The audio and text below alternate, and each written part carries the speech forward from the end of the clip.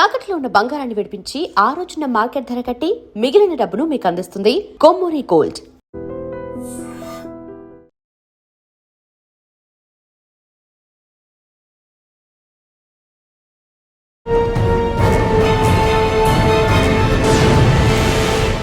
Welcome to crime diaries. ఈ వారం మన guest one of the best officer Bhadradri Kothagudem district.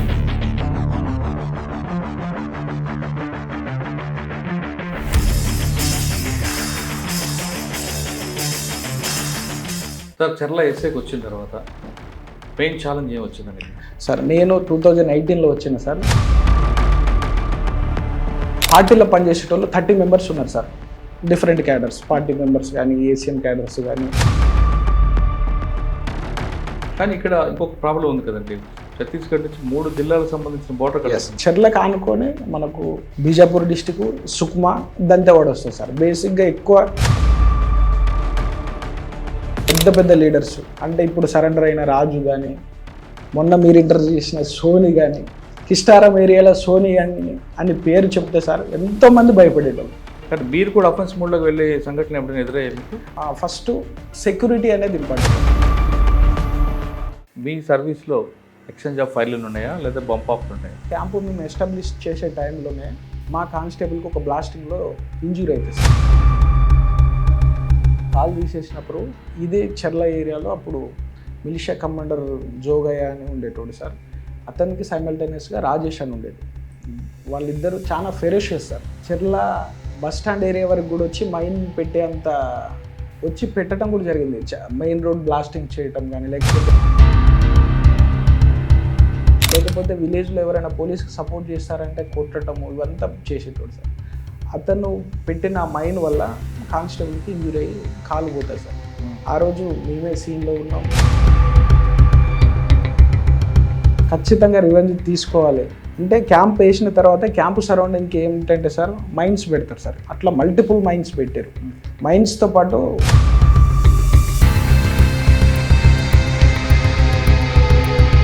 Operation launch చేయాలి. But operation launch చేసి enemy దగ్గరికి వెళ్ళాలంటే ముందు మేము క్రాస్ చేసుకొని వెళ్ళాలి.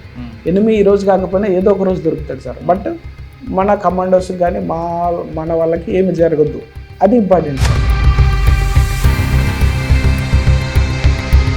ఫైనల్గా ఎవరికి ఎక్స్పోజ్ అవ్వకుండా రీచ్ అయినాం సార్. రీచ్ అయినాం. ఎవరైతే మేము అనుకున్నామో ఆ పర్సన్ కూడా లొకేషన్లో ఉన్నాడు. అర్లీ మార్నింగ్ లైట్ వస్తుంది, ఫైర్ ఓపెన్ అవుతుంది. ఆ ఫైరింగ్లో కొంతమందిని న్యూట్రలైజ్ చేసినాం. బట్ ఎవరైతే మేము అనుకున్నామో ఆ ఫైరింగ్లో అది మిస్ అయిపోయింది. అతను మిస్ అయిపోయినాడు, మిగిలిన వాళ్ళు ఇదైనారు. బట్ ఆ తర్వాత మళ్ళీ వేరే దాంట్లో అతన్ని మళ్ళీ న్యూట్రలైజ్ చేయడం కూడా జరిగింది సార్. మీరు ఐడెంటిఫై చేసిన ప్రాంతాల్లో పోలీస్ ఫండ్తో ఏ విధంగా డెవలప్ చేస్తారు? ఇక్కడ ట్రైబల్ ఆచారాలు ఎక్కువ ఉంటాయి సార్. వాళ్ళు ఫంక్షన్ హాల్ లాంటివి కానీ, కమ్యూనిటీ హాల్ లాంటివి కావాలి. చూసుకులో ఒక హాస్పిటల్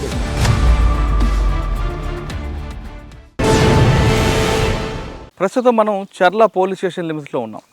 చెర్ల సరిహద్దు ప్రాంతమైన ఛత్తీస్గఢ్, ఈ రెండుకి చెర్లకి పోలీస్ స్టేషన్కి దాదాపు ఒక 15 కిలోమీటర్ లోపలికి వచ్చిన తర్వాత ఇంకొక కిలోమీటర్ వెళ్తే ఛత్తీస్గఢ్ బోర్డర్ స్టార్ట్ అవుతుంది. పూజేరి, కాంకేరి జిల్లా. ఈ ప్రాంతం గతంలో మావోయిస్టులకి కేర్ ఆఫ్ అడ్రస్ అని చెప్పవచ్చు.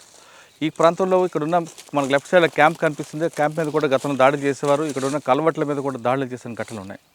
అలాంటి ఏరియాలో ఇప్పుడు చెర్ల పోలీసులు తమ అప్పర్ హ్యాండ్ అయ్యారు.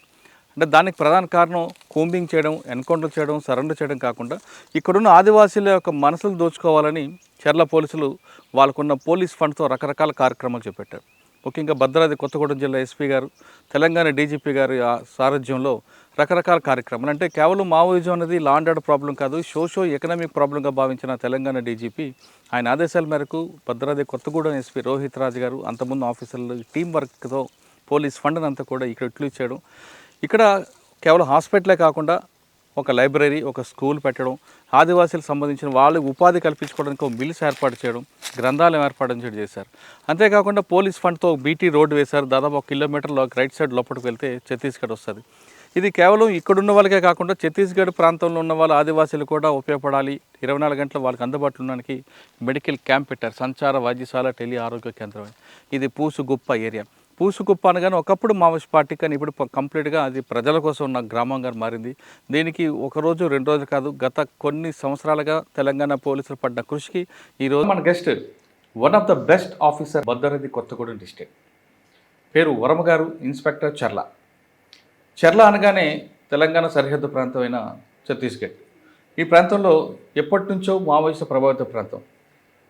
యాక్టివిటీ లేకపోయినా ఛత్తీస్గఢ్లో చేసిన తర్వాత షెల్టర్ జోన్గా తెలంగాణ ఉంచుకోవడంతో చాలా కాలం నిశ్శబ్దంగా ఉంది. కానీ ఆపరేషన్ కగార్ ప్రారంభమైన తర్వాత తెలంగాణ పోలీసులు కంప్లీట్గా వీటి మీద ఫోకస్ చేశారు.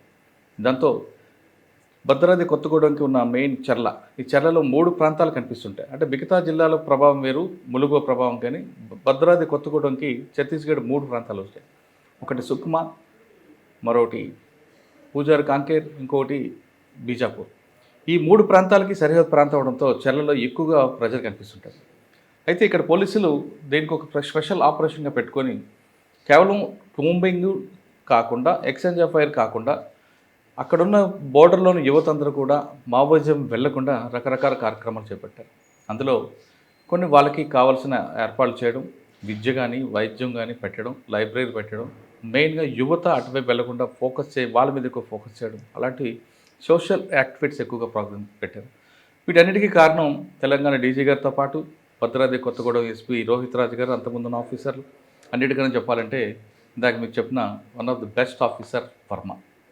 ఆయన ఇదే ప్రాంతంలో ఎక్కువగా ఎస్ఐగా పనిచేసిన తర్వాత బాగా పట్టుడంతో ప్రజలతో ఎక్కువగా మమ్మకి పోవడం, ఫ్రెండ్లీ పోలీసింగ్ అనేది ఎక్కువగా తీసుకొచ్చారు. అంటే మంచి వాళ్ళకి ఫ్రెండ్లీ, చెడ్డ వాళ్ళకి మాత్రం పోలీస్ అనేది వేరే కనిపిస్తుంటుంది. అటువంటి వర్మ గారిని అడిగి ఈ ప్రాంతంలో ఎక్కడ సెన్సిటివ్ ఏరియా ఉంది, దాన్ని కంట్రోల్ చేయడానికి కూంబింగ్ కాకుండా, ఎక్స్చేంజ్ ఆఫ్ ఫైర్లు కాకుండా ఎలా చేశారు విషయాన్ని సార్ని అడిగారు. సార్ నమస్తే అండి. వర్మ గారు, ఇన్స్పెక్టర్ చర్ల. పబ్లిక్ అందరూ కూడా చర్ల పోలీసులు అంటే భయం లేకుండా మాట్లాడుతున్నారు. ఆ పోలీస్ మా వాళ్ళే అంటున్నారు.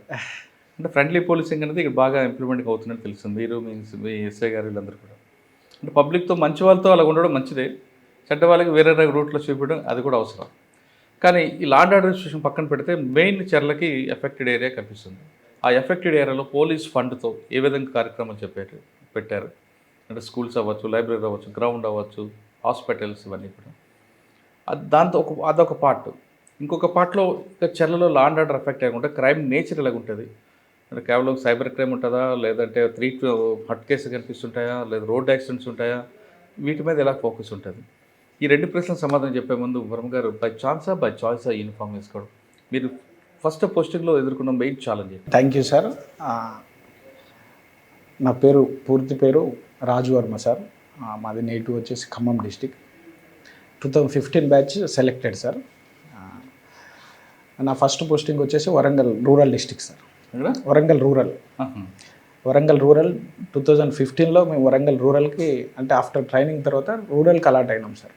రూరల్కి అలాట్ అయిన తర్వాత నర్సంపేట పోస్టింగ్.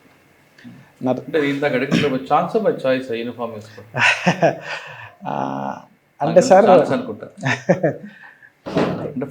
సార్ అదేం లేదు సార్. నేను చదువుకునే టైంలో నేను రెసిడెన్షియల్ హాస్టల్లో చదువుకున్నా సార్.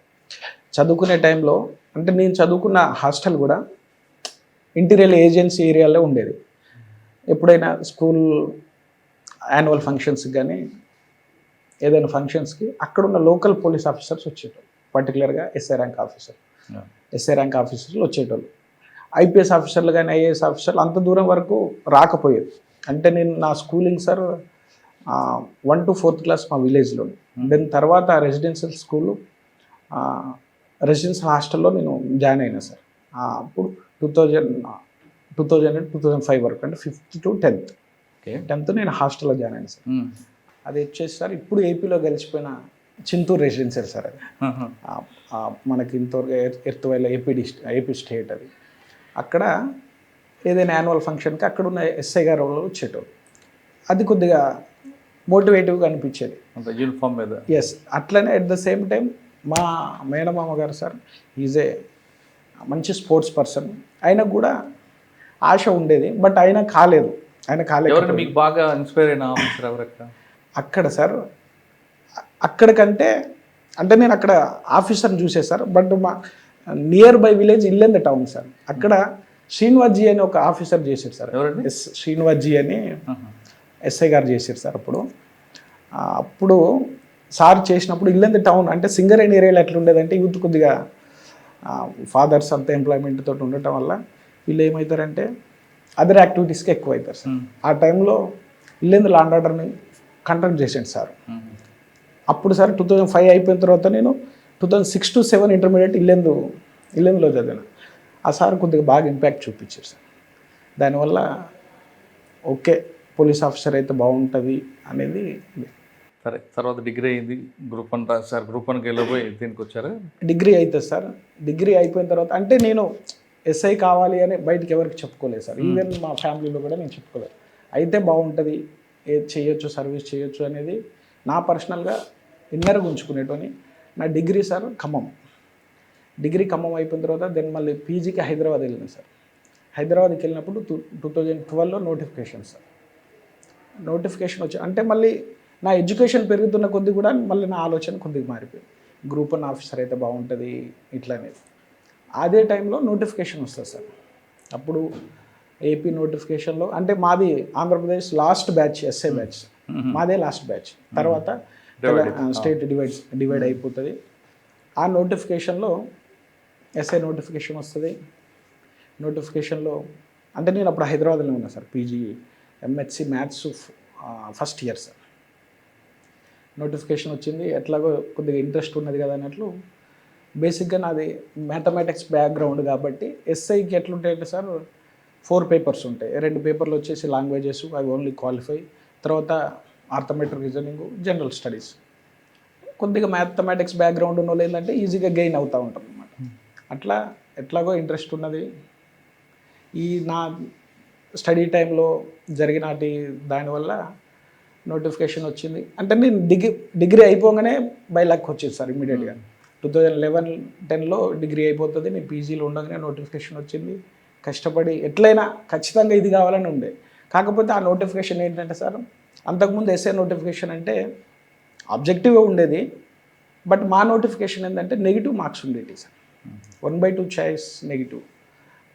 దానివల్ల ఎక్కువ హార్డ్ వర్క్ చేయాల్సి వచ్చేది. అంటే మనం మార్క్స్ కనుక అంటే మనం ఆబ్జెక్టివ్లో కనుక మనం తప్పు పెడితే నెగిటివ్ అవుతుంది. అట్లా ఒక 1 year వరకు అక్కడే హైదరాబాద్లో ఉండి ఇంటికి రాకుండా ఎట్లయినా ఖచ్చితంగా ఎస్ఐ జాబ్తో రావాలని అట్లనే ఉండి ఎగ్జామ్ రాసిన తర్వాత ఎగ్జామ్ మేము ఎంత రాసినామో అట్లా 1-2 years 1.5 year రిజల్ట్స్ డిలే అయ్యాయి. వస్తుందా రాదా అన్న దానికంటే రిజల్ట్స్ అనేవి డిలే అయిపోయినాయి. సరే డిలే అయిన తర్వాత దానికంటే ముందు కానిస్టేబుల్ రిజల్ట్స్ వచ్చినాయి సార్. అంటే సైమల్టేనియస్గా ఎస్ఐ ఎగ్జామ్ రాసినాం, కానిస్టేబుల్ ఎగ్జామ్ రాసినాం. బట్ కానిస్టేబుల్ రిజల్ట్స్ వచ్చినాయి. సరే రిజల్ట్ వచ్చింది కదా అని ట్రైనింగ్కి వెళ్ళినాం. ఆ ట్రైనింగ్ అంతా కంప్లీట్ చేసేసినాం. మధ్యలో వచ్చిన ఈ ట్రైనింగ్ అంతా మిగిలిపోయేది. బట్ ఆ ట్రైనింగ్ అంతా కంప్లీట్ చేసినాం. పాసింగ్ అవుట్ పీరియడ్ జరిగింది. ఒక 3-4 months సర్వీస్ కూడా జరుగుతున్న టైంలో మళ్ళీ అది కూడా పాత ఖమ్మం డిస్టిక్కే సెలెక్ట్ కావడం జరిగింది.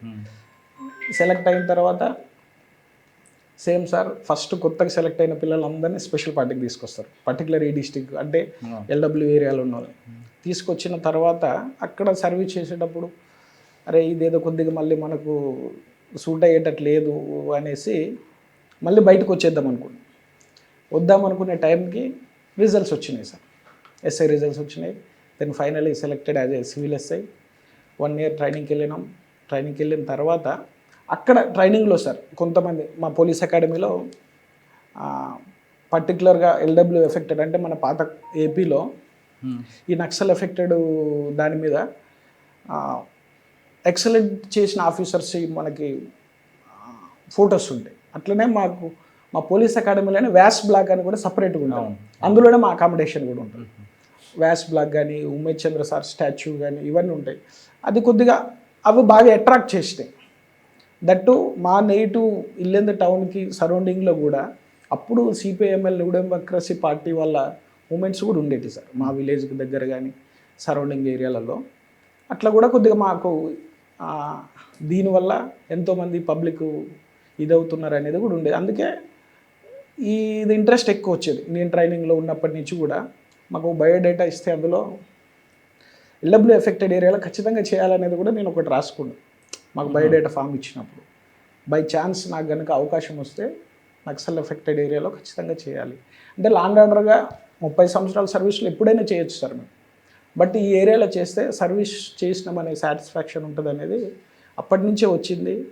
వరంగల్ రూరల్ డిస్టిక్ అలాట్ అయినప్పుడు అప్పుడున్న పరిస్థితుల్లో 2015 ఆ టైంకి వరంగల్ కొద్దిగా బెటర్ పొజిషన్కి వచ్చింది. కొద్దిగా ఎస్ సార్.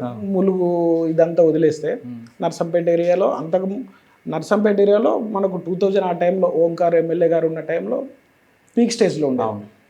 బట్ మేము వెళ్ళే టైంకల్లా క్లీన్ అయిపోయింది సార్. అంటే ఫస్ట్ పొజిషన్ నర్సంపేట సార్. ఏముందండి ఛాలెంజ్ మీకు?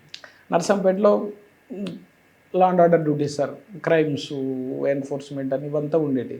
అక్కడ మీకు ఇన్స్పైర్ చేసిన ఆఫీసర్ కానీ ఉన్నారు ఇల్లులో, ఆయనలాగే మీరు కూడా ఇక్కడ చేశారా?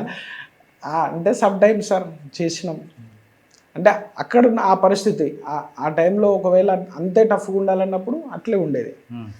కానీ అన్నెసరీగా కొట్టడం కానీ ఇట్లాంటివి మాత్రం చేయలేదు సార్. ఎంతకాలం చేశారు నర్సంపేట? అక్కడ సార్ 2016 నుంచి 18 వరకు చేసిన. 2 years చేసిన. ఎవరంటే మీకు అప్పుడు ఎస్పీ ఎవరు? అప్పుడు సార్ అంబర్ కిషోర్ చేశారు సార్. అంబర్ కిషోర్ చేశారు సార్. అక్కడ 2 years చేసిన తర్వాత అంటే మా మిసెస్ స్కూల్ టీచర్ సార్. నేను ట్రైనింగ్లో ఉన్నప్పుడే నాకంటే ముందే ఆమె school teacher sir, government school teacher. అయితే ఇద్దరం ఒకటే డిస్టిక్లో ఉండాలనేది నేను ట్రైనింగ్లో నుంచి బయటకు వచ్చినాకనే అనుకున్నా. బట్ డైరెక్ట్ ఆఫీసర్స్కి ఓన్ డిస్టిక్ ఇవ్వమని అప్పుడు నా ఆఫీసర్స్ అన్నారు సార్. బై లక్ అంటే నేను అనుకోవటం, నాకు కలిసి రావటం అంతా డిస్టిక్ బైఫర్గేట్స్ అయినాయి సార్. డిస్టిక్ బైఫర్గేట్ కావడం వల్ల మా ఓన్ డిస్టిక్ ఖమ్మం అయిపోయింది, భద్రాద్రి కొత్తగూడెం అయింది. సో భద్రాద్రి కొత్తగూడెంకి స్పౌస్ కోటా పెట్టుకొని ఈ డిస్టిక్ అలాట్ అవ్వడం జరిగింది సార్. అలాట్ అయిన తర్వాత అంటే నేను 2019 ఫిబ్రవరి కొత్తగూడెం డిస్టిక్ వచ్చిన సార్. వచ్చిన తర్వాత మాకి ఎక్కడ వరంగల్ రూరల్లో పోస్టింగ్ ఇచ్చిన నంబర్ కిషోర్ చేశారు. 2018కి భద్రాద్రి కొత్తగూడెం ఎస్పీ సార్. వచ్చిన తర్వాత ఇక్కడ ఒక 1 month ఉన్నా సార్. 1 month ఎస్బీలో ఉన్న తర్వాత లక్కీగా ఇక్కడ ఉన్న ఆఫీసర్ ఇన్స్పెక్టర్గా ప్రమోట్ అయ్యారు సార్. చర్ల ఎస్ఐగా చేసిన సత్యనారాయణ సార్కి ఇన్స్పెక్టర్ ప్రమోషన్ వచ్చేది సార్. చర్ల వెకేట్ అయింది సార్. సరే నాకు చేయాలని ఉన్నది కదా అని 1 day వెళ్ళి ఎస్పీ సార్ని, సార్ నాకు ఇట్లా ఇంట్రెస్ట్ ఉంది, చర్ల చేయాలి, ఎల్డబ్ల్యూ ఎఫెక్టెడ్ ఏరియాలు చేయాలి అంటే చర్ల ఇవ్వాలి అని అంటే 10 మంది ఆఫీసర్లు. ఎందుకంటే సార్ నేను వచ్చే టైం కూడా కొంచెం చాలా మూమెంట్ ఉంది సార్, చర్లలో చాలా మూమెంట్ ఉన్నది. సో నేను వెళ్ళి అడగంగానే సార్ ఇట్లా ఇంట్రెస్ట్ ఉన్నది, ప్రీవియస్ ఇది ఉన్నది అంటే సార్ ఇమ్మీడియట్గా నాకు ఇక్కడ చర్ల ఎస్ఐగా పోస్టింగ్ ఇచ్చారు సార్. సార్ చర్ల ఎస్ఐకి వచ్చిన తర్వాత మెయిన్ ఛాలెంజ్ ఏం వచ్చిందండి ఇక్కడ? చర్ల ఎస్ఐగా సార్ బేసిక్ ఛాలెంజింగ్ వచ్చింది. మీరున్న పీరియడ్లో అటువైపు నుంచి అటాక్లు జరిగాయి సార్. నేను 2018లో వచ్చిన సార్. అప్పటికే చర్లలో అరౌండ్ ఓన్లీ చర్ల మండలం విలేజ్లో పార్టీలో పనిచేసేటోళ్ళు 30 members ఉన్నారు sir. Different cadres, party members కానీ, ఏసీఎం క్యాడర్స్ కానీ ఇవంతా. పార్టీ అంటే 30 members యూజీ క్యాడర్స్ వదిలేస్తే అంటే ఒక్కొక్క విలేజ్కి కమిటీ సపరేట్ ఉంటుంది, మిలిషియాలో పనిచేసేటోళ్ళు సపరేట్ ఉంటారు, సింపథైజర్ సపరేట్ ఉంటుంది. అంటే పార్టీకి సంబంధం లేకుండా నా దగ్గర ఈ చర్ల మండలంలో అంటే ఛత్తీస్గఢ్ నుంచి మైగ్రేట్ అయిన వచ్చిన విలేజెస్ 19 ఉంటాయి సార్. అంటే 19 villages, ఒక్కొక్క విలేజ్కి కమిటీ, మిలిషియా, సింపథైజర్ చేస్తే ఒక్క విలేజ్కి ఒక 30 members వస్తారు. ఇవి కాకుండా పార్టీలో పనిచేసే ఒక 30 members. ప్రతి ఒక్క విలేజ్లో యాక్టివ్ పర్సన్స్ ఉండేటోళ్ళు. అట్లా చాలా ఇబ్బంది ఉండేది. అంటే ఇప్పుడున్నంత సిగ్నల్ నెట్వర్కింగ్ సిస్టమ్ 18లో లేదు సార్. కానీ ఇక్కడ ఇంకొక ప్రాబ్లం ఉంది కదండి, ఛత్తీస్గఢ్ నుంచి 3 జిల్లాలకు సంబంధించిన బోర్డర్ కలుస్తుంది. Yes sir. అసలు ఆ ప్రాబ్లం ఎలా ఫేస్ చేశారు? ఇప్పుడు చర్ల మండలంలో చర్ల ఏరియా కమిటీ ఎట్లున్నదో సార్, చర్లకు ఆనుకొని మనకు బీజాపూర్ డిస్టిక్, సుక్మా, దంతెవాడ వస్తుంది సార్. బేసిక్గా ఎక్కువ ఏరియాని మాత్రం బీజాపూర్, సుక్మా డిస్ట్రిక్ట్స్ ఉంటాయి. మనకి ఎట్లయితే చర్ల ఏరియా కమిటీ ఉందో బీజాపూర్కి పామేడ్ ఏరియా కమిటీ ఉండేది సార్. పామేడ్ ఏరియా కమిటీ, సుక్మాలో Kistaram area committee. Kistaram area committee అనేది ఆ టైంలో చాలా పెద్ద అఫెన్సెస్, పెద్ద లీడర్స్. అంటే ఇప్పుడు సరెండర్ అయిన రాజు కానీ, మొన్న మీరు ఇంటర్వ్యూ చేసిన సోని కానీ, కిస్టారం ఏరియాలో సోని అని పేరు చెప్తే సార్ ఎంతోమంది భయపడేటోళ్ళు. అంటే ఆమె జనతన్ సర్కార్లో పనిచేసి నెంబర్ ఆఫ్ మెంబర్స్ని పార్టీలోకి అట్రాక్ట్ చేసింది, రిక్రూట్ చేసింది, అంతే ఆర్గనైజ్ చేయగలిగింది. సేమ్ పామేడ్ ఏరియా, పూజారి కాంకేర్ ఇవి ఎంత ఇబ్బంది ఉండదో చర్ల ఏరియా కూడా అంతే ఉండేది సార్. ఇదంతా మేజర్ ఛాలెంజ్ ఉండేది. మేజర్ అంటే major challenge sir. Complete day నుంచి ఈవినింగ్ వరకు ఎవరు వస్తున్నారు, పార్టీ మూమెంట్ ఏంది, ఏం చేస్తారు, ఎక్కడ అటాక్ చేస్తారు, అంటే మళ్ళీ మా పార్టీస్ వెళ్ళి రిటర్న్ వచ్చేటప్పుడు ఏం ప్రికాషన్స్, ఇవంతా కంప్లీట్ దీని మీదనే సీరియస్ ఫోకస్ అంతా ఎల్డబ్ల్యూ మీదనే ఉండేది sir. Apart from law and ఆర్డర్ని తీసేస్తే దాని మీదనే ఎక్కువ ఫోకస్డ్ ఉండేది. సార్ వాళ్ళు ఎక్కువ అఫెన్స్ మోడ్లో ఉంటారు, మీరు డిఫెన్స్ మోడ్లో కనిపిస్తుంటారు. కానీ మీరు కూడా అఫెన్స్ మోడ్లోకి వెళ్ళే సంఘటన ఎప్పుడైనా ఎదురయ్యాయి మీకు? అంటే డిఫెన్స్ అని కాదు సార్, ఫస్ట్ సెక్యూరిటీ అనేది ఇంపార్టెంట్. మన సెక్యూరిటీ అనేది చాలా ఇంపార్టెంట్. మనం ఎప్పుడైతే మనం సెక్యూర్గా ఉంటామో దాని తర్వాత ఎనిమిని అటాక్ చేయొచ్చు. మన లైఫ్ అనేది చాలా ఇంపార్టెంట్. సో వన్ డే మనకి ఏదైనా ఒక ఇన్ఫర్మేషన్, ఎనిమి ఇన్ఫర్మేషన్ వస్తే అది కరెక్టా కాదా, దాని నెంబర్ ఆఫ్ టైం ఎనాలిసిస్, లేకపోతే మనకు వచ్చిన ఇన్ఫర్మేషన్ మనం సీనియర్ ఆఫీసర్స్కి ఫార్వర్డ్ చేస్తాం. సీనియర్ ఆఫీసర్స్ కూడా వాళ్ళకున్న నెట్వర్క్స్ తోటి వాళ్ళు వెరిఫై చేస్తారు. దెన్ అట్లా మల్టిపుల్ ఇన్ఫర్మేషన్ తోటి చేసి అసలు ఎంతవరకు అది కరెక్ట్ అనే దాని మీద ఆపరేషన్స్ లాంచెస్ కానీ ఇటువంటివి జరుగుతాయి సార్. ఎస్ఐకి ఎంతకాలం పనిచేస్తారు ఇక్కడ మీరు? సార్ 2018లో వచ్చి సార్ 22 వరకు పనిచేసిన సార్. 4 years చేసిన సార్. మధ్యలో 22 కంటే మధ్యలో సార్ దీన్ని అప్గ్రేడ్ చేసినారు సార్. ఇన్స్పెక్టర్గా చేసినప్పుడు అంటే నాకు పోస్టింగ్ ఇచ్చినప్పుడు అంబర్కి జోషి సార్ ఎస్పీ సార్, ఏఎస్పీగా సునీల్ దత్ సార్ ఉండే సార్. సార్ ఇప్పుడు ఖమ్మం సిపి చేస్తారు సార్. తర్వాత ఆఫ్టర్ 3 months తర్వాత సునీల్ దత్ సార్ జగిత్యాల నుంచి మళ్ళీ ఇదే డిస్టిక్ వచ్చినారు సార్. అప్గ్రేడ్ అయిన తర్వాత సార్ ఏమన్నారంటే, ఇన్స్పెక్టర్ అయింది కదా, ఇన్ని రోజులు ఎస్ఐ ఎస్హెచ్ఓ ఉన్నావు, మరి ఇన్స్పెక్టర్ కింద పని చేయాలంటే నీకు ఎట్లుంటుందని నాకు బుర్గంపాడు ఇచ్చినారు పోస్టింగ్. బుర్గంపాడు ఇస్తే, లేదు సార్ నాకు ఈ ఏరియాలో పని చేయాలని నాకు ఇంట్రెస్ట్ ఉంది కాబట్టి నేను ఇక్కడే కంటిన్యూ అవుతాను. అట్లనే సార్ దగ్గరికి వెళ్ళి రిక్వెస్ట్ చేసుకుని నా కన్సర్న్ కూడా సార్ ఉంటే అట్లా కంటిన్యూ అయ్యి 22 వరకు చేసింది సార్. అంటే 4 సంవత్సరాలు మీరు చాలామంది ఎస్పీలు చూస్తుంటారు, 2-3 అంబర్ కిషోర్ సార్ తర్వాత సార్ సునీల్ సార్ చేసినారు. సునీల్ దాస్ తర్వాత Vineet sir doctor Vineet sir. అంటే సునీల్ దత్ సార్ ఎస్పీకి వెళ్ళిన తర్వాత వినీత్ సార్ ఏఎస్పీ భద్రాచలం వస్తారు సార్. ఆయన తర్వాత వినీత్ సార్ తర్వాత సార్ రోహిత్ సార్ ఎస్పీకి వచ్చినారు. రోహిత్ సార్ కన్నా ముందు ఒక ఆయన ఉన్నారు కదండి? లేదు sir, Vineet sir SP, Vineet sir Rohit sir ASP Bhadrachalam. Vineet గారు yes sir, Narayanpet SP. Yes sir, right. అప్పుడు Vineet sir as ASP sir, Rohit sir ASP Bhadrachalam sir. Sir ఈ 4 సంవత్సరాలు పనిచేసిన టైంలో ఇష్యూ మీరు కావాలని వచ్చారు. నక్సల్స్ మూవ్మెంట్ అనేది లా అండ్ ఆర్డర్గా చూసారా, లేదా సోషియో ఎకనామిక్ ప్రాబ్లంగా ఐడెంటిఫై చేసి ఈ సోషల్ యాక్టివిటీస్ పెట్టాలి అనే ఆలోచన వచ్చింది? లేదు సార్, అది లా అండ్ ఆర్డర్ అనేది కంప్లీట్ డిఫరెంట్ సార్. అది క్రైము అంటే ఒక అఫెన్స్ అయితే సింపుల్ హట్ అవుతుంది, ఎఫ్ఐఆర్ చేస్తాం, ఇన్వెస్టిగేషన్ చేస్తాం, ఛార్జ్షీట్ ఫైల్ చేస్తాం. బట్ ఇది మాత్రం అట్లా కాదు సార్. ఇది ఒక ఇంటర్నల్ ఇష్యూ అనమాట. ఇంటర్నల్ సెక్యూరిటీకే మనకు ప్రాబ్లం. అంటే మన ఇండియన్సే మన దగ్గర పనిచేసే యూతే మన సిస్టానికి, మన రాజ్యాంగానికి ఎగెనెస్ట్గా ఫైట్ చేస్తూ ఉంటాం. అది మనకే ఇబ్బంది. సో అది కంప్లీట్ డిఫరెంట్ సబ్జెక్ట్ అనమాట. నాకు దీనికంటే ముందు ఏంటంటే సార్, నేను 10th క్లాస్ చదివే టైంలో మాకు ఒక దగ్గర బంధువు సార్. అంటే మా ఇల్లంద ఏరియాలో అప్పుడు ఎన్డీ పార్టీ బాగా యాక్టివ్గా పనిచేసేది. అక్కడ ఇల్లంద ఏరియాలో మోహన్ అన్న అని న్యూ డెమోక్రసీ పార్టీని బాగా రూల్ చేసేటోళ్ళు. మాకు ఉన్న ఒక బంధువు ఇట్లనే విలేజ్ ఎల్డర్గా ఉంటారు సార్. ఎల్డర్గా ఉన్నప్పుడు అతన్ని అదే పార్టీ చంపేస్తారు. చంపేసినప్పుడు ఆ ఫ్యామిలీలో చిన్న పిల్లలతోటి మా బంధువు ఇబ్బంది పడతారు సార్. అంటే వితౌట్ రీజన్ మనిషి ప్రాణం తీసిన తర్వాత పోలీస్ ఇన్ఫార్మర్ అని ఒక ట్యాగ్ వేసి ప్రాణం తీసేస్తారు. అటువంటిది నేను పనిచేసే ఏరియాలో జరగొద్దు. ఇంకొకటి ఏంటి అంటే, పిల్లలు చదువుకున్న వాళ్ళు రిక్రూట్ అవ్వద్దు అనేది ఎక్కువ ఉండేది సార్. ఈ రెండింటి మీద ఎక్కువ ఫోకస్ ఎక్కువ ఉండేది. ఎందుకంటే మనిషి మారితేనే అందులో రిక్రూట్ అవ్వటం అనేది తగ్గుతుంది సార్, వే ఆఫ్ థింకింగ్. ఇంకొకటి చదువుకున్న పిల్లలు రిక్రూట్ అవ్వద్దు అనేది ఎక్కువ ఉండేది సార్. చాలామంది చదువుకునేటోళ్ళు పిల్లలు ఇప్పుడు మనకి మన border village at the same time Bijapur, Dantewada, Sukma ఈ ఏరియాలలో ఓన్లీ జంతన్ సర్కారే రూల్ చేసేది. జంతన్ సర్కారే స్కూల్స్ పెట్టి పాఠాలు చెప్పేటోళ్ళు. సో వాళ్ళకి ఓన్లీ కమ్యూనిస్ట్ పాఠాలే ఉండేటిలే కానీ మన సిస్టంలో పొలిటికల్ సిస్టమ్ ఉంది, ఓట్ సిస్టమ్ ఉన్నది, మనకు ఒక ఇట్లా సర్పంచ్ ఉంటారు, ఎమ్మెల్యే ఉంటారు, ఇవంతా ఉండదు అనేది సిస్టమ్ వాళ్ళకి తెలియదు. పార్లమెంట్ గురించే చెప్పరు కదా, అసలు చెప్పరు.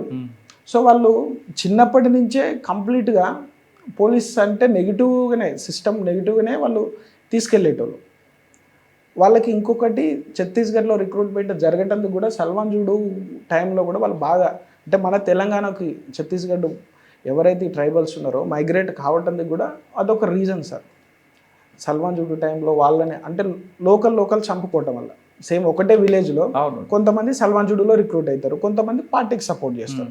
అంటే వాళ్ళే చంపుకోవటం, వాళ్ళే ఊర్లు తగలబెట్టుకోవటం వల్ల వాళ్ళు వచ్చి ఇక్కడ రిక్రూట్ అయినారు. అంటే అసలు పార్టీ అనేది దేనికి పనిచేస్తుంది, ఎందుకు చేస్తుంది అనేది తెలియకుండా ఉండటంతో చాలామంది పార్టీలోకి వెళ్ళి పనిచేస్తున్నారు. అంటే స్టేట్ కమిటీలో పనిచేసేటోళ్ళు వాళ్ళు ఏదో వాళ్ళ సిద్ధాంతం చెప్తా ఉంటారు, దోపిడీదారి వ్యవస్థ అంటారు, లేకపోతే భూస్వామ్య వ్యవస్థ అని వాళ్ళు ఏదో చెప్తా ఉంటారు. బట్ లీడర్ కంటే మెయిన్ ఈ కింది లెవెల్లో పనిచేసేటోళ్ళకి ఎందుకు తుపాకు పట్టిన మన సంగతి కూడా చాలామందికి తెలియదు. సార్ ఇప్పుడు సరెండర్ అయిన వాళ్ళు నాకు ఫోన్ చేసి కూడా, సార్ మీరు చెప్పింది నిజమే సార్, అప్పుడు మీ పార్టీలో పనిచేసేటప్పుడు మీరు చెప్తుంటే పోలీసు వాళ్ళు అంతే చెప్తారని మేము అనుకున్నాము, కానీ ఈరోజు మాకు తెలుస్తుంది సార్ అని చెప్పిన వాళ్ళు చాలామంది ఉన్నారు. ఎందుకంటే నేను అప్పటి నుంచి ఇప్పుడు చేస్తున్నా కాబట్టి నాకు చెప్పుకునే వాళ్ళు చాలామంది ఉన్నారు. సార్ ఈ 4 సంవత్సరాల్లో మీ బెంచ్ మార్క్ ఏముందండి? అంటే మీకు మెమరబుల్ కనిపిస్తుంది కదా సార్? అంటే ఎస్ఐగా సార్, అంటే నాకు అంటే మావోయిజం రూట్స్ కనుక్కున్నారా, లేదు అక్కడ ఉన్న యూత్ అటువైపు వెళ్లకుండా వాళ్ళని వాటికి మోటివేషన్ చేద్దాం అనుకున్నారా? ఏదో ఒకటి ఉంటుంది కదా. అంటే సార్ ఇప్పుడు మనకు మావోయిస్ట్ పార్టీ అనేది ఐ థింక్ 2007లో మర్జ్ అయినట్లుంది. అంతకుముందు పీపుల్స్ వార్ 2004లో మర్జ్ అయింది. ఎస్ సార్, 2004లో మర్జ్ అయింది. అప్పుడు కొండపల్లి సీతారామయ్య గారు దాన్ని ఫామ్ చేసినారు. కొండపల్లి సీతారామయ్య గారు వెస్ట్ బెంగాల్ నుంచి వచ్చినప్పుడు ఆయన ఓన్లీ ఎవరైతే ఈ పెట్టుబడిదారులు ఉన్నారు, లేకపోతే భూస్వామి, దాని మీదనే ఆయన ఫైట్ చేసేటోడు, కానీ పోలీస్ అనే దాని మీదకి ఆయన రాకపోయేటోడు. ఆయన టీచర్ కూడా పనిచేసినట్లు ఉన్నాడు సార్. టీచర్ అప్పుడు మళ్ళీ వాళ్ళ దాంట్లో ఏదో డిఫరెంట్గా క్లాసెస్ అయ్యి 2 వర్గాలుగా అయ్యి అప్పుడు కొండపల్లి సీతారామయ్యని పక్కకి తీసేసి, లేదు మనం తుపాకీతోటి యుద్ధం చేయాలి, మనకి పోలీస్ ఇది అనేది దాంతో గణపతి వర్గం అని సీతారామయ్య గారి వర్గం చేంజ్ అయిన తర్వాత వీళ్ళంతా ఇప్పుడు పోలీస్ తోటి ఫైటింగ్ అనేది అప్పటి నుంచి స్టార్ట్ అవుతూ వచ్చింది. ఇప్పుడు ఇక్కడ అక్కడ మీకు చిన్న సబ్మిషన్ సార్, కొండపల్లి సీతారామయ్య గారు పెంబర్తిలో ఒక తీర్మానం చేస్తారు సార్. అంతవరకు కూడా పోలీసుల మీద యుద్ధం చేయాలని కానీ ఎప్పుడు లేదు. పెంబర్తి తీర్మానంలో పోలీసుల మీద మనం దాడులు చేయాలి, ఆయుధాలు కావాలి కాబట్టి దాడులు ప్రారంభించాలని, అప్పుడు పోలీస్కి మావోయిస్ట్ పీపుల్స్ వారి మధ్యన గ్యాప్ పెరిగింది. ఇద్దరు శత్రువులుగా ఎట్టిపోయారు. అది అలా పెరిగిన టైంలోనే పీపుల్స్ వారు వాళ్ళందరూ కూడా పోలీసుల మీద దాడులు చేయడం, ఆయుధాల కోసం వెళ్ళడం, దాంతో పోలీసులు కూడా సీరియస్గా తీసుకున్న సమయంలో పోలీస్ అప్పర్ హ్యాండ్ అవుతుందని భావించిన కొండపల్లి సీతారామయ్య గారు కూడా మనం ఈ పార్టీని లీగలైజ్ చేద్దామని ఒక తీర్మానం తీసుకొస్తే దాన్ని వ్యతిరేకిస్తారు కొంతమంది. అది దాని చరిత్ర మెయిన్గా సార్. అంటే 4 సంవత్సరాల్లో మీరు గుర్తించింది రూట్స్ గుర్తించారు. ఎస్ సార్, అది కూడా నేను వీళ్ళకి అదే అంటే ఇక్కడ ఉన్న పిల్లలకు కూడా సార్, ఎవరైతే రిక్రూట్ అంటే కొంతమంది భయంతో వెళ్ళి పనిచేసేటోళ్ళు, కొంతమంది వాళ్ళు చెప్పిన దాంతో అట్రాక్ట్ అయ్యి ఇక్కడున్న పరిస్థితుల్ని అంటే తెలియనితనం సార్. చదువుకోవటం వల్ల మనకి ఏంటంటే అన్నీ తెలుస్తాయి, అసలు ఏంటి వాట్ ఈజ్ వాట్ అనేది తెలుస్తుంది. కొంచెం అసలు స్కూలింగ్ లేని వాళ్ళకి వాళ్ళు చెప్పిందే నిజం అనిపిస్తాం. కొంతమంది భయంతో అంటే 80% ఆఫ్ ది ఈ బోర్డర్లో ఉన్న పబ్లిక్ భయంతో వెళ్ళి పని చేసిన వాళ్ళే ఉన్నారు సార్. ఆ విషయాన్ని మీరు 4 years బ్యాక్ కనిపెట్టారు. ఎస్. ఓకే, 4 years తర్వాత ఎక్కడికి వచ్చారు? మళ్ళీ నెక్స్ట్ పోస్ట్ 22లో నాకు ప్రమోషన్ వచ్చింది సార్, ఇన్స్పెక్టర్. Yes sir. మళ్ళీ ఎక్కడికి వచ్చారు? 22లో ప్రమోషన్ వచ్చిన తర్వాత సార్ ఒక 1 year స్పెషల్ బ్రాంచ్ ఇన్స్పెక్టర్గా పనిచేసింది sir. Okay, special branch inspector అంటే సార్ ఇద్దరు ఉంటారు ఇక్కడ. SB1 ఉన్నారు sir, SB2 sir. Okay, SB1 అంటే మిగతా లా అండ్ ఆర్డర్ అన్నీ చూస్తారు సార్. మళ్ళీ SB2 అంటే కంప్లీట్ మళ్ళీ ఇది చూసుకుంటాం సార్. 1 year చేశారు. 1 year SBలో తర్వాత సార్. మళ్ళీ తర్వాత బిఫోర్ పార్లమెంట్ ఎలక్షన్స్ కంటే ముందు మళ్ళీ ఇక్కడే పోస్టింగ్ ఇచ్చారు సార్ యాజ్ ఇన్స్పెక్టర్గా. సరే, ఇన్స్పెక్టర్ ఎస్ఐగా చేశారు, రూట్స్ తెలుసుకున్నారు. ఇప్పుడు మీరు మళ్ళీ ఇన్స్పెక్టర్గా 2 years గ్యాప్ ఇచ్చి వచ్చారు. అప్పుడు దాదాపు 30 మంది వరకు ఉన్నారు, స్ప్లిట్ గ్రూప్స్ అని మీరు ఐడెంటిఫై చేశారు. అది పెరిగిందా తగ్గిన సెకండ్ టైం వచ్చినప్పుడు? ఒకటి సార్. నెంబర్ 2, ఇష్యూ అనేది దాన్ని మీరు పూర్తిగా సర్ప్రైజ్ చేయడానికి ఫస్ట్ 4 ఇయర్స్ తీసుకుంటే సరిపోయిందా లేదు ఇంకా మోడిఫికేషన్ చేసి తీసుకొచ్చారా? అంటే సార్ నేను ఆ 4 ఇయర్స్ పనిచేసింది చాలా ఇంపాక్ట్గా నాకు పనిచేసింది. ఇక్కడికి వచ్చిన తర్వాత చాలా ఈజీ. అప్పుడు నేను వచ్చినప్పుడు ప్రతి విలేజ్లో కమిటీ మిలిషియా అంటే ఒక 3-4 విలేజ్లు కలిపి ఆర్పీసీఆర్ పెట్టేటోళ్ళు సార్, రెవల్యూషనరీ పీపుల్స్ కమిటీ అని పెట్టేటోళ్ళు. ఫర్ ఎగ్జాంపుల్ మాకు బోర్డర్ చెన్నాపురం అనే విలేజ్ ఒకటి ఉంటుంది సార్. ఆ చెన్నాపురంకి సరౌండింగ్ ఉన్న ఒక 4 విలేజెస్ కలిపి ఒక ఆర్పీసీ ఉంటుంది. దానికి ఒక కమాండర్ని పెట్టుకుంటారు. వీళ్ళంతా ఏంటంటే విలేజ్లలో ఉండేసి మొబిలైజ్ చేస్తూ ఉంటారు. అందులో ఎవరైనా యాక్టివ్ మెంబర్స్ ఉంటే వాళ్ళని తీసుకెళ్ళి పార్టీలో జాయిన్ చేపిస్తూ ఉంటారు సార్. ఆ 4 ఇయర్స్ టైంలో మేము విలేజ్కి వెళ్ళినప్పుడు కానీ విజిట్ చేసినప్పుడు వాళ్ళతో ఎక్కువ ఇంటరాక్షన్ జరిగేది సార్. ఎక్కువ ఇంటరాక్షన్. కొంతమంది అక్కడ ఉన్నప్పుడు మాట్లాడాలంటే భయపడేటోళ్ళు, ఖచ్చితంగా భయపడేటోళ్ళు సార్. పోలీస్ తోటి అంటే ఇప్పుడు మనం సీజీ విలేజ్లో వెళ్ళి మనం మాట్లాడితే పోలీస్ దగ్గరికి వస్తారు, కానీ ఆ టైంలో మాత్రం పోలీస్ పిలిచినా మన దగ్గరికి రాని పరిస్థితి. ఇప్పుడు మీకు దగ్గర అయ్యారు. ఇప్పుడు 100% ఛత్తీస్గఢ్లోకి మేము వెళ్ళినా కానీ మమ్మల్ని ఐడెంటిఫై చేసి వచ్చి మా దగ్గర మాట్లాడతారు. సరే, మీకు 3 బోర్డర్లు కనిపిస్తున్నాయి కదా, ఈ 3 బోర్డర్లో హైపర్ సెన్సిటివ్ ఎక్కడుంది? టోటల్ సార్ 3 సరే. టోటల్ ఈ 3 బోర్డర్ల మీద హైపర్ సెన్సిటివ్ ఉంది కాబట్టి ఆపరేషన్ కాగారు వచ్చింది. అదేవిధంగా గవర్నమెంట్ కూడా ఫండ్స్ ఎక్కువ ఇచ్చింది, ఇప్పుడు ఎక్కువ క్లోజ్ చేయాలి ఇష్యూ. అంటే ఎవరైనా అట్టే ఉండాలి తప్ప ఇటు రాకూడదు అనేది మీ డీజీ గారి యొక్క ఆర్డర్స్. మీరు ఐడెంటిఫై చేసిన ప్రాంతాల్లో పోలీస్ ఫండ్తో ఏ విధంగా డెవలప్ చేసుకొచ్చారు? యాజ్ ఏ ఎస్ఐగా ఉన్నప్పుడు సార్, అప్పుడు విలేజ్లలో ఇక్కడ ట్రైబల్ ఆచారాలు ఎక్కువ ఉంటాయి సార్. వాళ్ళు కంప్లీట్ నేచర్కి దగ్గరగానే ఉంటారు. అంటే మనం చేసుకునే ఫెస్టివల్ కంటే ఫర్ ఎగ్జాంపుల్ మనం గణపతి ఉత్సవాలు చేసుకుంటాం సార్. వాళ్ళ గణపతి ఉత్సవాలు కాకుండా వాళ్ళు సీజన్ వస్తే భూమికే పండగ చేసుకుంటూ ఉంటారు, భూమి పండగ అనేది. లేకపోతే ఇప్ప పువ్వు ఉంటుంది సార్, ఇప్ప పువ్వు పడే టైంలో కూడా ఒక పండగ చేసుకుంటారు. లేకపోతే వరి కోయాలనుకుంటారు, వరి కోయాలనే టైంలో కూడా ఒక పండగ చేసుకుంటారు. అంటే వీళ్ళు ప్రతిదీ కల్చరల్ యాక్టివిటీస్ విలేజ్లోనే చేసుకుంటూ ఉంటారు. మేము ఆ విలేజ్కి వెళ్ళి వాళ్ళకి ఇంటరాక్ట్ అయినప్పుడు అంటే ఏమి మీకు అవసరం ఉంటుంది అని అంటే వాళ్ళు కొన్ని మాకు ఒక హాల్స్ లాంటివి కావాలి, లేకపోతే వేరే ఫంక్షన్ హాల్ లాంటిది కానీ కమ్యూనిటీ హాల్ లాంటివి కావాలని అడిగేటోళ్ళు. సేమ్ మేము అవే మా సూపీరియర్స్కి చెప్తే ఎల్డబ్ల్యూ ఏరియాలో సపరేట్ ఫండ్ ఉంటుంది సార్. ఆ ఫండ్ తోటి వాళ్ళు కోరుకున్న విలేజ్లో కావాల్సిన ఇన్ఫ్రాస్ట్రక్చర్ని మేము ఇచ్చినాం. అట్లా కొంతమంది కూడా మారినారు. సరే, అదే అడుగుతున్నాం, ఆ ఎల్డబ్ల్యూ వచ్చిన ఫండ్ని ఎక్కడెక్కడ యూటిలైజ్ చేశారు? ఇప్పుడు ఈ చెర్లలో సార్ ఫర్ ఎగ్జాంపుల్ పూసుగుప్పలో ఒక హాస్పిటల్ పెట్టినాం సార్. Hospital yes sir. ఇప్పుడు మనం పూసుగుప్ప చూడడానికి చాలా బాగున్నది, పక్కన క్యాంప్ ఉన్నది, హాస్పిటల్ ఉన్నది, రోడ్ ఫెసిలిటీ ఉన్నది.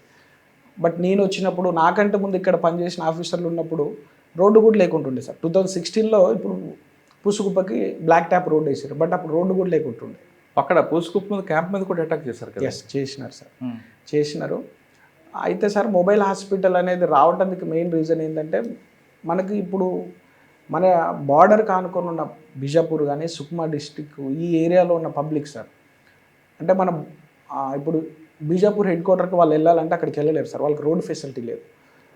ఒక 40 to 50 విలేజ్ బీజాపూర్ డిస్టిక్కే మన బోర్డర్ ఆనుకొని ఉంటాయి. సుక్మా ఒక 40 to 50, అంటే అరౌండ్ ఒక 100 విలేజెస్ పబ్లిక్ అంతా చెర్ల మీదనే డిపెండ్ అయి ఉంటారు. మెడికల్ ఫెసిలిటీ కానీ వాళ్ళకి కావాల్సిన గ్రాసరీస్ కానీ ఎవ్రీథింగ్ చెర్లకు రావాల్సిందే. వాళ్ళకి డెలివరీస్ కూడా వాళ్ళ హోమ్ డెలివరీసే చేసుకుంటారు. మినిమం నాలెడ్జ్ అంటే మలేరియా కానీ డెంగ్యూ మీద వాళ్ళకి మినిమం నాలెడ్జ్ కూడా లేదు. మా కళ్ళ ముందే తాళపేరు ఏరియా సరౌండింగ్ అంటే బోర్డర్లో ఒక విలేజ్ నుంచి అబ్బాయికి డెంగ్యూ వస్తుంది. డెంగ్యూ వచ్చినప్పుడు అంటే అతనికి ఏం ఫీవర్ వచ్చింది అనేది కూడా వాళ్ళు కనిపెట్టుకోలేని పరిస్థితి సార్. వాళ్ళు పోనీ పామేడు ఏరియాకి తీసుకెళ్ళాలి అని అంటే ఇప్పుడు పామేడు ఓకే వెల్ డాక్టర్స్ ఉన్నారు, బట్ 8 years బ్యాక్ మాత్రం అక్కడ ఎటువంటి ఫెసిలిటీ లేకుంటుండే. వాస్తవంగా వాళ్ళు ఏది కావాలన్నా చెర్లకే రావాలి. అబ్బాయికి సీరియస్ అయింది, ఇమ్మీడియట్ చెర్ల పిహెచ్కి తీసుకొచ్చినారు, డెత్ అయిపోతాడు సార్, బాబు డెత్ అయిపోతాడు. కాబట్టి వీళ్ళకి ఖచ్చితంగా బోర్డర్లో ఒక మెడికల్ ఫెసిలిటీ అనేది పెడితే బాగుంటుంది అనేది మాకు వచ్చిన దాంతో మేము మా సార్ వాళ్ళకి చెప్పుండే సార్. చెప్పినప్పుడు సరే మెడికల్ ఫెసిలిటీ పెడతాం. మెడికల్ ఫెసిలిటీ పెట్టినప్పుడు అక్కడి నుంచి మళ్ళీ ట్రాన్స్పోర్టేషన్ ఎట్లా ఎనీ ఎమర్జెన్సీ ఉంటే, సో దానికి హాస్పిటల్కి సైమల్టేనియస్గా అంబులెన్స్ కూడా అక్కడే ఉండేటట్లు 108 తోటి సంబంధం లేకుండా హాస్పిటల్కు అంబులెన్స్ అనేది సపరేట్గా ఉండాలి. ఎట్ ద సేమ్ టైం ఇప్పుడు క్యాంప్ ఉన్నది కాబట్టి క్యాంప్లో ఒక డాక్టర్ ఉంటారు సార్, MBBS. ఆయన మ్యాక్సిమం అక్కడ చేస్తారు. ఎమర్జెన్సీ అయితే మళ్ళీ రిఫర్ టు భద్రాచలం. అక్కడి నుంచి కూడా మళ్ళీ మేము ఫాలోఅప్ చేసి మానిటర్ చేస్తాం సార్. ఒకవేళ ఎన్ని సీరియస్ అయితే వరంగల్ ఆర్ హైదరాబాద్. అందులో నుంచి వచ్చింది సార్ ఇది. ఓకే. ఒక అబ్బాయి కానీ ఒక పెద్ద గ్రౌండ్ కనిపిస్తుంది సార్. ఆ గ్రౌండ్ డెవలప్మెంట్ కోసం ఎందుకంటే ఆలోచించారు? అది ఎందుకు అంటే సార్, ఇప్పుడు ఇంతకుముందు చెప్తున్నట్లు పాత ఎస్పీ సార్ వాళ్ళు ఉండే sir, Sunil sir and Vineet sir ఉండే సార్. వినీత్ సార్ ఇక్కడ Bhadrachalam ASP sir, Sunil sir SP sir.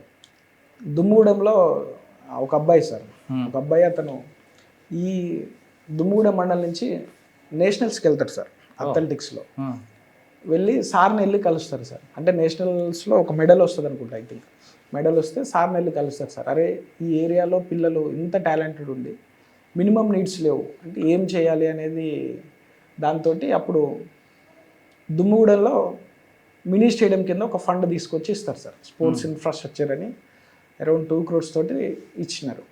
ఇప్పుడు మీరు అన్నట్లు చెర్లది ఎందుకంటే బై లక్ నేను ఎస్బీలో ఇక్కడ నుంచి ఎస్బీకి వెళ్ళినా కదా సార్. ఎస్బీలో పనిచేసినప్పుడు ఇది కూడా మానిటర్ చేసేటోను సార్. చెర్లలో కూడా ఒకటి ఇస్తే బాగుంటుంది సార్, దుమ్ముగూడెంలో ఉన్నది, చెర్ల కూడా ఇస్తే బాగుంటుంది అన్నప్పుడు సార్ కూడా మా మాట మీద చెర్ల కూడా శాంక్షన్ చేసినారు. కాకపోతే దుమ్ముగూడెం మీరు చూడలేదు సార్. చెర్లలో అప్పుడు మాకు ల్యాండ్ లేకుంటుండే గవర్నమెంట్కి. ఇప్పుడు మీరు చూసిన గ్రౌండ్ చాలా బాగుంది. మాకు ల్యాండ్ ఇచ్చినప్పుడు అదొక పెద్ద గుట్ట ఉండేది, చాలా పెద్ద గుట్ట ఉండేది. ఇచ్చిన ఫండ్ తక్కువ ఉండేది. నిజంగా అవుతుందా అనేది సార్ వాళ్ళు కూడా టెన్షన్ పడ్డారు. కొద్దిగా చెర్లకు 1 km డిస్టెన్స్ ఉన్నది, అప్రోచ్ లేదు, అవుతుందా లేదా అని టెన్షన్ పడ్డారు. కానీ ఫైనల్గా మేము మా ఎస్ఐ గారు అందరం సార్ కంటిన్యూ కష్టపడి మీరు చూసింది ఆ గ్రౌండ్ని అయితే 2 yearsలో తీసుకొచ్చినాం సార్. సార్ ఆ గ్రౌండ్లో ఫ్యూచర్లో ఏమైనా ట్రైనింగ్ వరకు పెడతారా, ఏమైనా కాంపిటీషన్స్ ఏమైనా ఉంటాయి సార్, అన్నీ ఉంటాయి. అంటే ఇక్కడ ఉన్న పీటీస్ కూడా అక్కడ ఒక స్టేట్ లెవెల్ టోర్నమెంట్ పెట్టి చెర్ల నక్సల్సే కాదు చెర్లలో కూడా ఇంత మంచి పిల్లలు ఉన్నారని బయటకు చెప్పాలనేది ఇది సార్. ఓకే. లైబ్రరీలో పెట్టడం అనే ఉద్దేశం ఇప్పుడు అంతా డిజిటల్ అయిపోయింది కదా, ఇంకా పేపర్లో చదువుతుంటారా? చదువుతారు సార్. కాంపిటేటివ్ ఫీల్డ్ అదే సార్ నేను అన్నది. చెర్ల నుంచి పిల్లలు బయటికి రావాలి.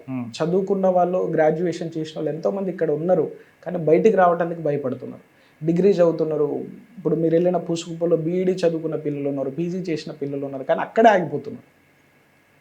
బయటికి వచ్చి వాళ్ళు చదివి, అంటే ఫర్ ఎగ్జాంపుల్ పూసుకుప్ప నుంచి ఒక ఎస్ఐ గానో, ఒక గ్రూప్ 1 ఆఫీసర్ గానో, ఒక సివిల్ సర్వెంట్ గానో రిక్రూట్ అయితే అతనికి మళ్ళీ ఆ చుట్టుపక్కల ప్రాబ్లమ్స్ అనేవి బయట నుంచి ఎవరో చెప్పాల్సిన అవసరం లేదు.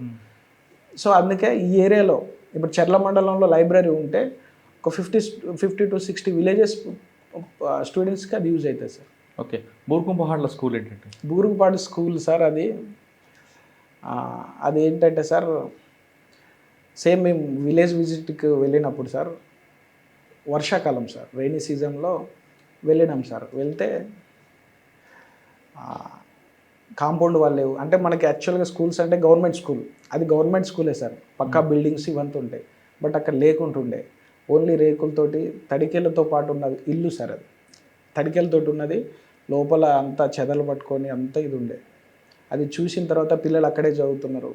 సరే ఏదో ఒకటి చేయాలి అనేసి ఇనిషియల్గా మేము సరే వర్షం పడుతుంది కదని కొన్ని షీట్స్ ఇద్దాం అనుకున్నాం సార్. బట్ వర్క్ స్టార్ట్ చేసిన తర్వాత లేదు, ఒక స్కూల్ అయితే కట్టేసేద్దామని కష్టపడి స్కూల్ అయితే కట్టినాం సార్. స్కూల్ కట్టిన తర్వాత బయటికి వెళ్ళే పిల్లలందరూ కూడా 40 నుంచి 50 అయినారు ఇప్పుడు అక్కడ అడ్మిషన్స్ కూడా.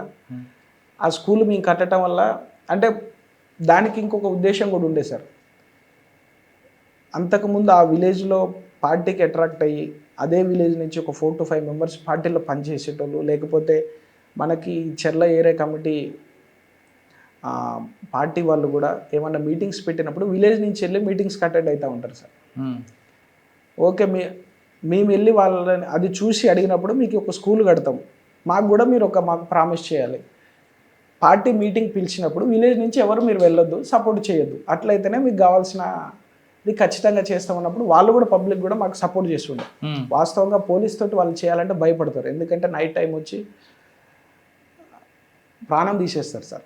లిటరల్గా పోలీస్ తోటి మాట్లాడడం, నువ్వు పోలీస్ ఇన్ఫార్మర్ అనేసి కనీసం వార్ను కూడా చేయకుండా ప్రాణం తీస్తారు. ప్రాణ భయంతో చాలామంది ఇదేటోళ్ళు ఉన్నారు.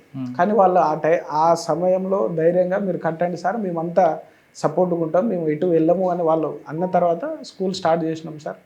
స్కూల్ కట్టినాం, విలేజర్స్ అందరూ హ్యాపీ. వాళ్ళు కూడా పార్టీ మీటింగ్లకు వెళ్ళటం బంద్ చేసినారు. ఓకే, ఇంకా సెల్ఫ్ ఎంప్లాయ్మెంట్ వాటి మీద సెల్ఫ్ ఎంప్లాయ్మెంట్ అంటే సార్ ఇప్పుడు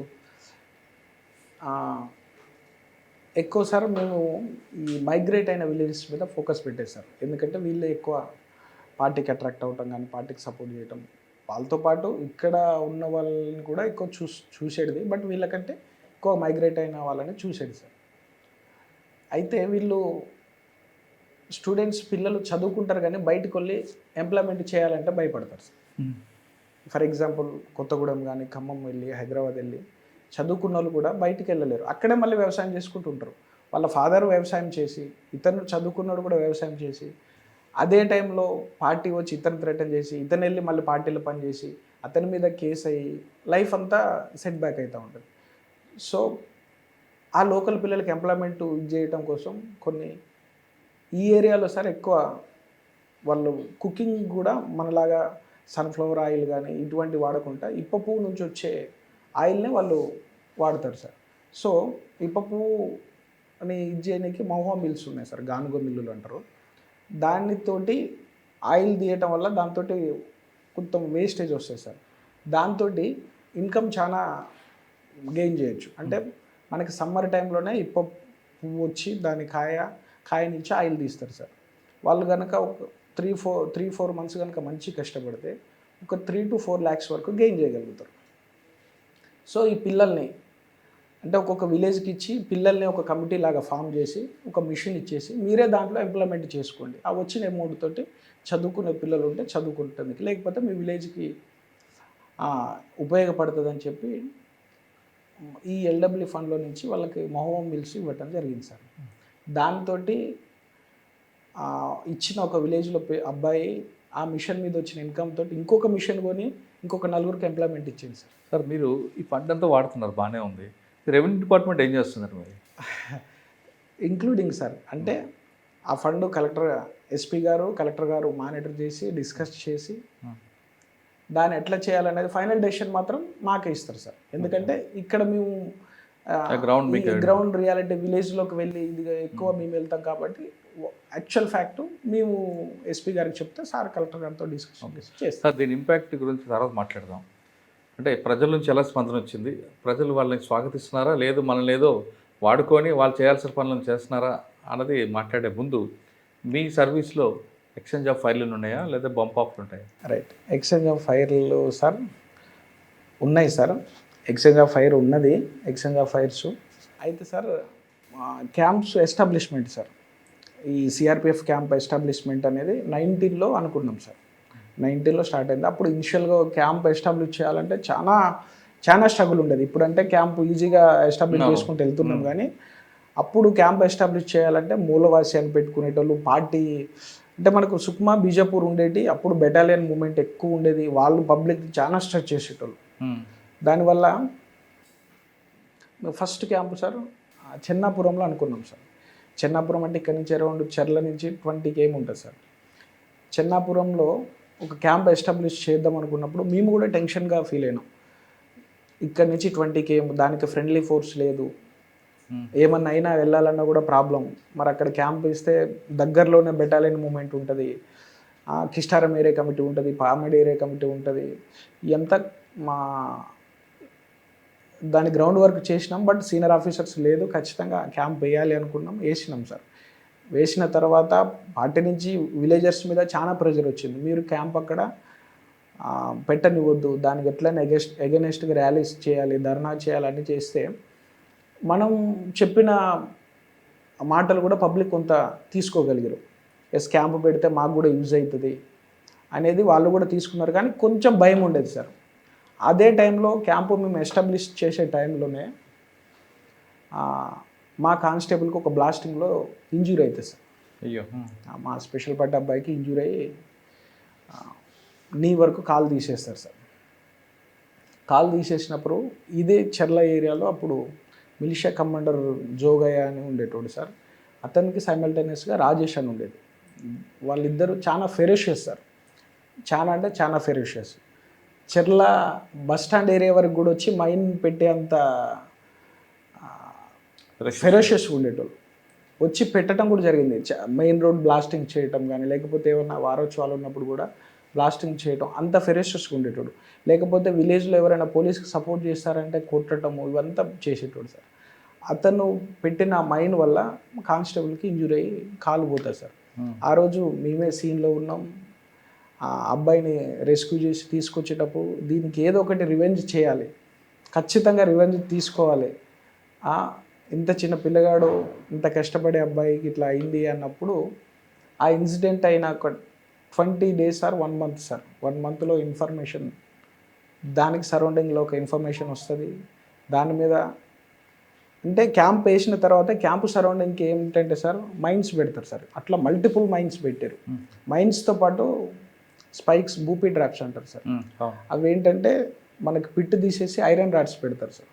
అట్లా మనకు ఆ చెన్నాపురం విలేజ్కి మనం ఏదైతే ఛత్తీస్గఢ్లోకి ఎంటర్ అవుతామో ఆ ఏరియా ప్రాబబుల్ ఏరియాస్ మొత్తం అటువంటి పెట్టిరు. దాంట్లో ఆ విలేజ్కి సంబంధించిన ఆవులు, పశువులు కూడా పడి ఇంజురీ అయినవి కూడా ఉన్నాయి సార్. అవన్నీ దాటుకొని వెళ్ళి మేము ఎనిమిదిని కొట్టాలి. ఆ ఇన్ఫర్మేషన్ వస్తుంది, ఆపరేషన్ లాంచ్ చేయాలి. బట్ ఆపరేషన్ లాంచ్ చేసి ఎనిమిది దగ్గరికి వెళ్ళాలంటే ముందు మేము క్రాస్ చేసుకొని వెళ్ళాలి. ఎనిమిది ఈ రోజు కాకపోయినా ఏదో ఒక రోజు దొరుకుతాడు సార్. బట్ మన కమాండోస్కి కానీ మన వాళ్ళకి ఏమి జరగద్దు, అది ఇంపార్టెంట్ సార్. అట్లా ఇవన్నీ దాటుకొని వెళ్ళే టైంలో అప్పుడు సునీల్ దత్ సార్ ఉండే సార్ ఎస్పీ. ఆపరేషన్ చేసే టైంలో పార్టీస్ ఎట్లా వెళ్తాయి మెయిన్ ఇదే సార్. ఇవి క్రాస్ చేస్తే ఖచ్చితంగా ఎనిమిదిని హిట్ చేయొచ్చు. ఫస్ట్ మేము ఆ రోజు ఆపరేషన్ లాంచ్ చేసినప్పుడు ఇన్ఫర్మేషన్ ఏంటంటే ఎవరైతే మైన్ కానిస్టేబుల్ ఇంజూరీ చేసారో అదే టీం అక్కడ ఉంది అని. సో ఖచ్చితంగా కొట్టాలి, ఎట్లయినా అతన్ని న్యూట్రలైజ్ చేయాలి. ఎందుకంటే అతని వల్ల మన వాళ్ళు ఒకరు ఇంజూరీ అయ్యారు, పిల్లల మోరల్ దెబ్బలు తింటుంది. అతన్ని ఎలిమినేట్ చేస్తే మన మోరల్ అప్ అయిద్దనే దాంతో ఉన్నాం సార్. అట్లా ఆపరేషన్ ప్లాన్ చేసినాం. మనం ఎంత అనుకొని మనం స్ట్రాంగ్ వెళ్తామో ఆ రోజు వెదర్ కూడా మాకు అనుకూలించింది. అంటే బాగా మంచు ఎక్కువ ఉండేది సార్. మంచు ఎక్కువ ఉండేది. పార్టీ మూమెంట్ చేసుకుంటూ వెళ్తున్నాం. రీచ్ అయినాం, ఏరియా అంతా రీచ్ అయినాం సార్. ఎన్ని గంటలకి? అరౌండ్ 4:30 to 5 వరకు రీచ్ అయినాం sir. Morning early morning. Okay.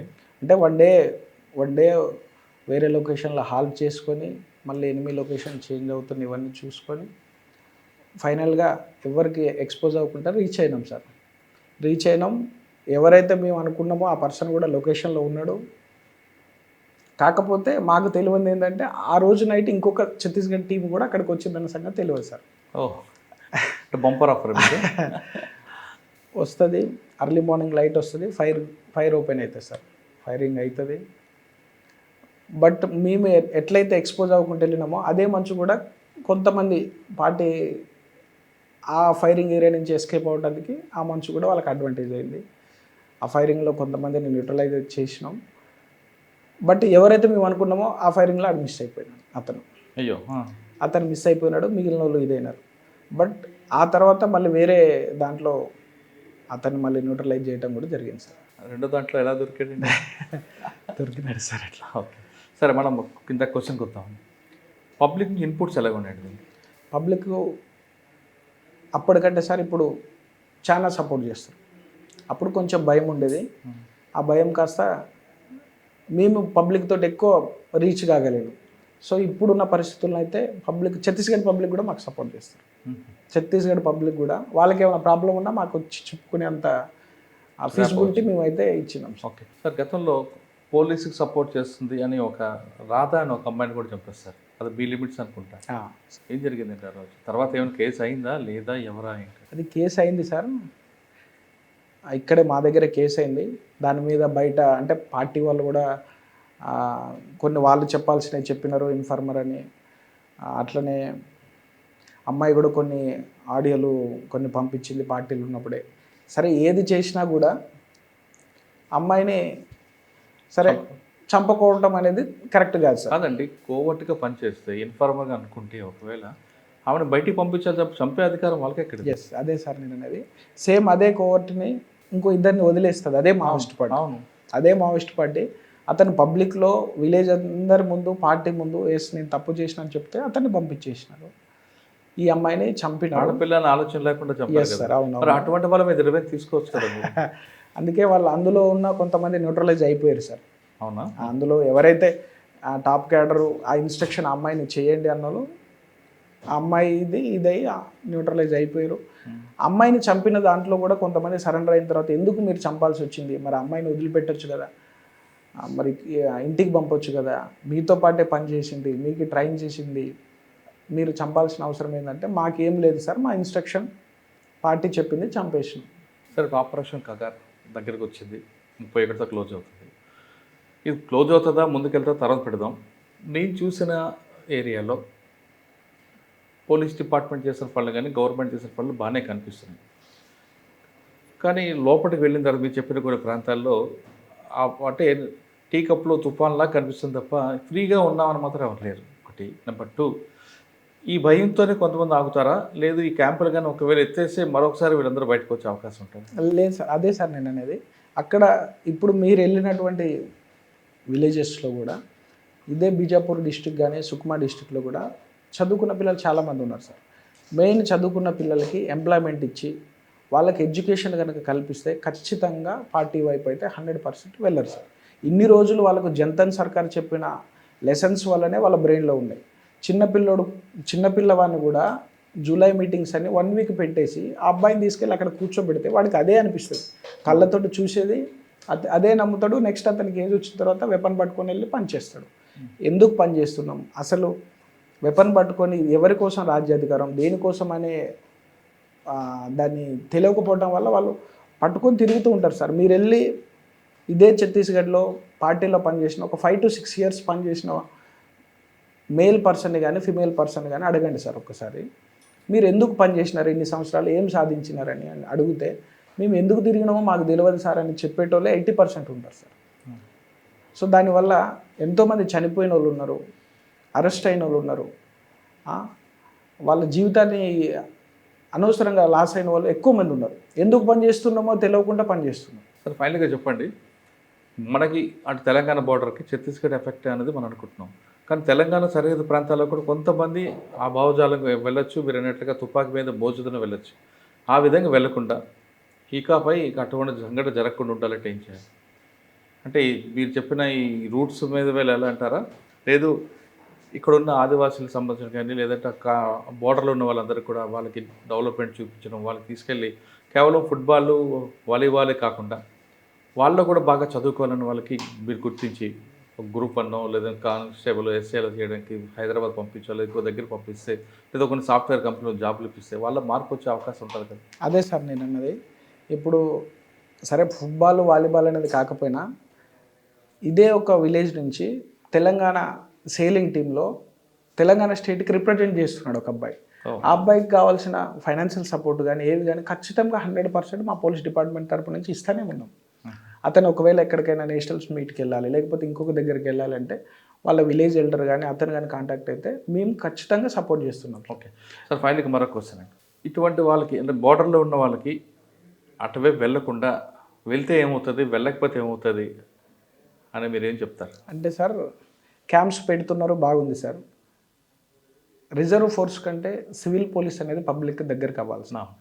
Civil police ఎప్పుడైతే పబ్లిక్ దగ్గరికి రీచ్ అవుతుందో వాళ్ళతో ఇంటరాక్షన్ అనేది పెరగాలి సార్. సిఆర్పిఎఫ్ క్యాంప్ ఏంటంటే రిజర్వ్ ఫోర్స్ అక్కడ ఉంటారు, తర్వాత మళ్ళీ వేరే లొకేషన్కి వెళ్ళిపోతారు. For example west Bengal officer వచ్చి ఇక్కడ ఒక లొకేషన్ ఉంటాడు. వెస్ట్ బెంగాల్ పబ్లిక్ ఒక రకంగా ఉంటారు, బీజాపూర్ డిస్టిక్లో ఉన్న ట్రైబల్స్ లాంగ్వేజ్ ప్రాబ్లం ఉంటుంది. అతను కొద్ది రోజుల వరకు ఉంటారు. లోకల్ పోలీస్ అనేది ఎక్కువ మల్టిపుల్ టైమ్స్ అక్కడికి వెళ్ళి రీచ్ అవ్వాలి, వాళ్ళతో ఏంటి ప్రాబ్లం ఏంది అని అడిగితే సింపుల్ సార్, వాళ్ళ ప్రాబ్లాన్ని మనం సాల్వ్ చేస్తే మన సిస్టమ్ చేస్తే వాళ్ళు వేరే సిస్టమ్ దగ్గరికి వెళ్ళరు, అంతే సార్. రైట్, సూపర్ అండి. ఇప్పటికి ఇకపై తెలంగాణ సరిహద్దుల్లో ప్రాంతాల్లో మావోయిజం అనే పదం కనపడకుండా ఉండాలంటే నిత్యం లోకల్ ఆఫీసర్స్ గ్రామాల్లో వెళ్ళాలి, ఆ గ్రామస్తులతో మాట్లాడితే వాళ్ళకి మైండ్ సెట్ మారుతుంది అంటున్నారు వర్మ గారు. ఆయన ఇష్యూని సెప్టిక్ అయింది, ఆపరేషన్ చేయకుండా ముందు రూట్స్కి వెళ్ళారు ఆయన. ఆ రూట్స్ ఏం చెప్తుందంటే ఖచ్చితంగా పోలీస్ ఆఫీసర్ కిందకు వెళ్ళండి, గ్రామాలతో మాట్లాడితే, ప్రజలతో మాట్లాడితే వాళ్ళ సమస్యను అక్కడికక్కడ పరిష్కరిస్తే ఈ ప్రాబ్లం పెరగదనేది ఆయన గుర్తించారు. కాబట్టి ఆ రూట్స్ వెళ్ళారు కాబట్టి ఆయనకి సక్సెస్ రేట్ వస్తుంది. ఇది చెర్ల ఇన్స్పెక్టర్ వర్మ గారితో ఎక్స్ప్లెయిన్ చేశారు. వచ్చే వారం మరో విషయంలో మళ్ళీ కలుద్దాం. అంతవరకు నమస్తే. థ్యాంక్ యూ అండి. Thank you very much sir.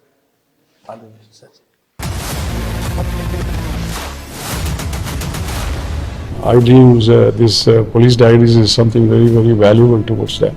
I must really appreciate Murali, your insights. I dreams founder and CEO చిన్న వాసుదేవ్ రెడ్డి గారితో మురళీధర్ క్రైమ్ స్టోరీస్ చాలా ఫేమస్ అయిపోయినాయి. Gautam Savan garu and Satyajit sir. Well done. I congratulate him for doing so well, and I congratulate him his boss also. So well.